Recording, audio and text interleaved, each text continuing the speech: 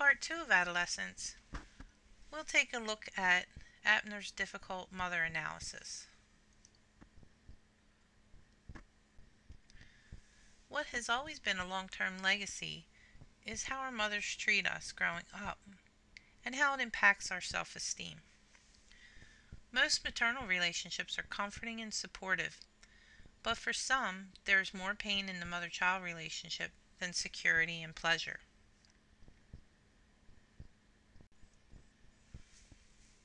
There are 5 categories of poor maternal personalities.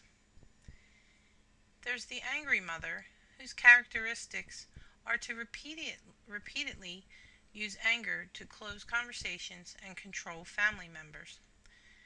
Family members approach her gently as to not cause her to become angry, so therefore they withhold communication with her or give her way to please her, just in order to avoid angry outbursts. Children live in a constant state of high alert, waiting for emotional explosions.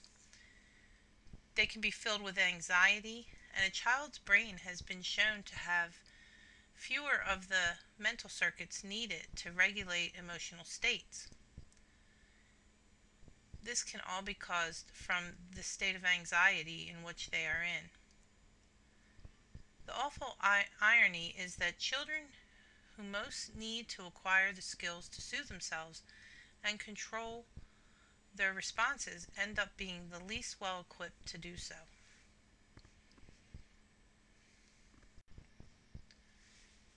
Many adults say they still feel panicked when someone gets angry and grew up feeling that they were constantly in the wrong. These people will often become appeasers, gearing themselves to please and placate others.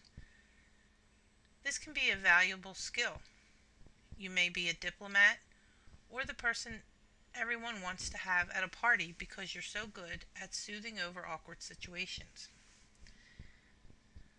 It can also stop people from revealing their true personalities out of fear.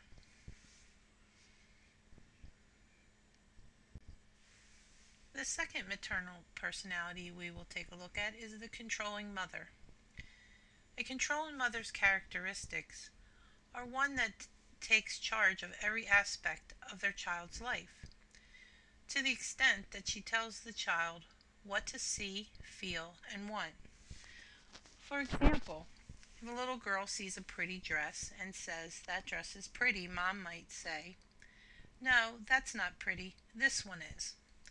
Or, if a child feels sad about going to bed and expresses sadness, a mother might respond, "You're not sad, you're pouting or angry because you have to go to bed." And a third example of a want would be, say a child sees a toy in a department store and he wants it, but the mother would say, "You don't really want that, you won't even play with it." These are just examples of what we mean when we say that a controlling mother controls the child to the extent of these things. However, in a healthy relationship, control is used to shape general values and set down specific rules. But it is always informed by listening, and it respects a growing child's ability to make sensible decisions of their own.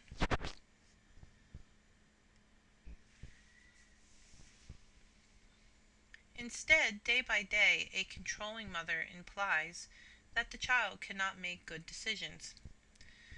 Children of controlling parents can become distrustful of their own wants. Even simple, independent decisions can fill them with anxiety. They also learn to lie, to say what the controlling mother wants to hear, in order to keep her happy.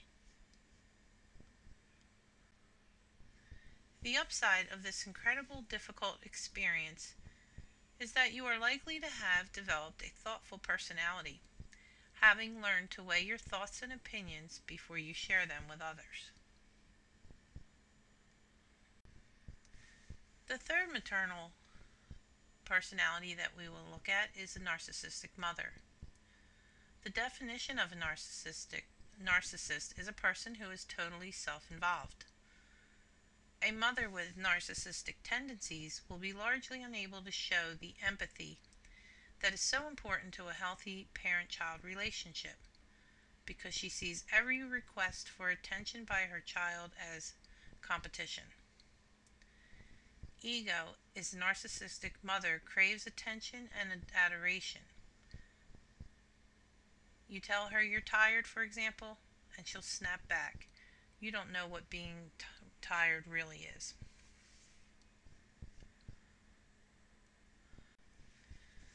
A narcissistic mother sees her offspring as a reflection of her, so her children must be outstanding in every aspect of their being to be worthy of her. A narcissistic mother craves attention and adoration that comes from her own feelings of low self-worth. Therefore, any child of a narcissistic mother will be under constant pressure to be both subservient to his or her mother's ego, yet expected to shine.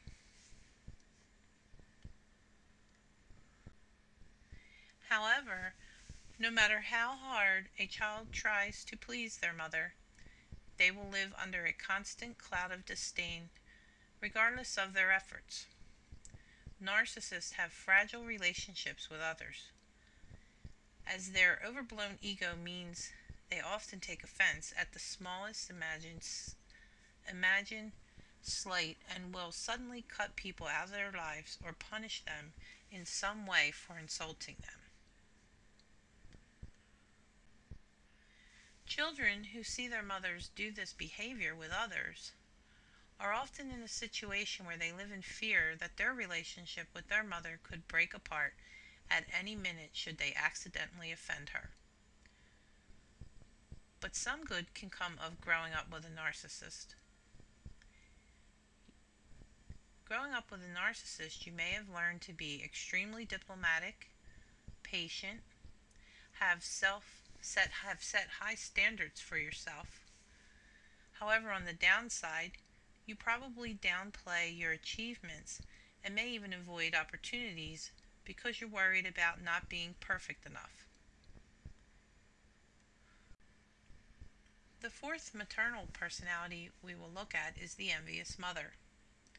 For the envious mother, a child's success arouses hostility. Glowing with good news, a son or daughter expects a parent's face to reflect admiration.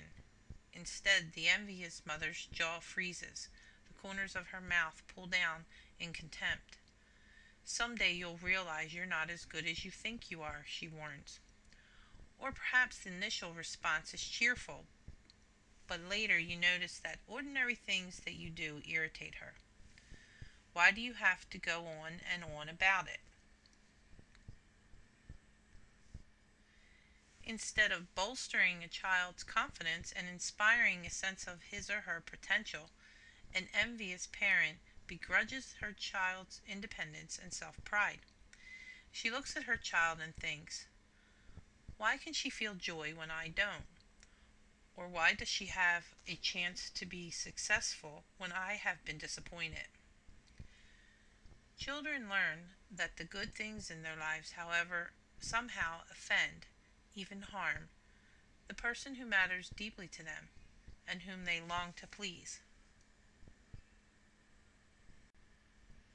Paternal envy is particularly common when a child hits adolescence and starts to make their own way in the world. Instead of seeing a child's success as a source of pride and take delight in a son or daughter's flourishing, an envious mother feels something is being taken away from her.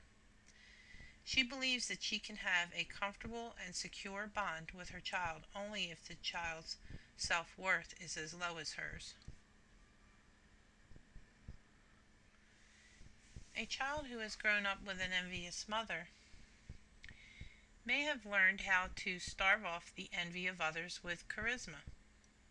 Look past negative comments. You may even be a high achiever, driven by your mother's dissatisfaction.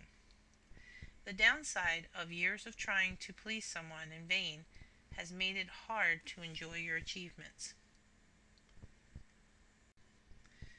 The fifth and last maternal personality we will look at is emotionally unavailable mother. Often the result of depression or perhaps a drug or alcohol dependency. A mother's emotional unavailability can be incredibly difficult for a child to deal with and lead to all kinds of upset and confusion. A mother's prolonged emotional absence has even been shown to affect the physical and chemical makeup of a child's brain.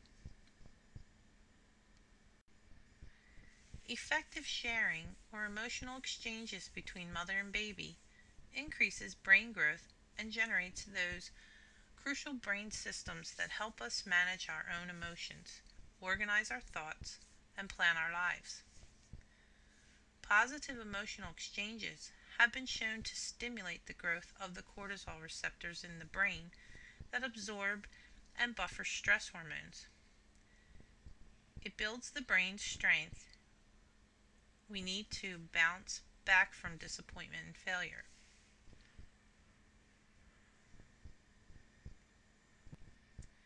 However, children with depressed, emotional, unavailable mothers can grow up seeing their role as a comforter and a protector.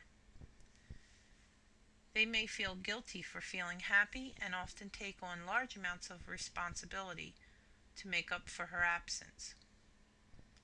As a grown-up, ordinary emotions such as joy and sadness may strike you as extreme, self-indulgent, and even dangerous. You may also have a deep-seated belief about the role you should play in close relationships, believing that other people's needs are more important than your own, that you always have to be mature and grown up, and you cannot trust people to be there for you.